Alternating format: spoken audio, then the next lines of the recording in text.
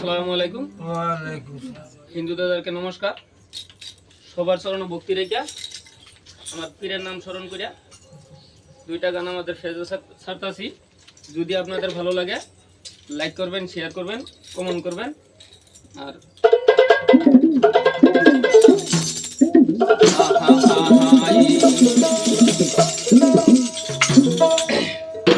ওই যতই পড়ো স্কুলে, ওই যতই পড়ো কলেজে,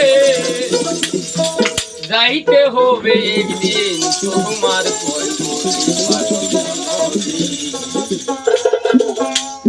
সেই কথা কি তোমার মনে নাই?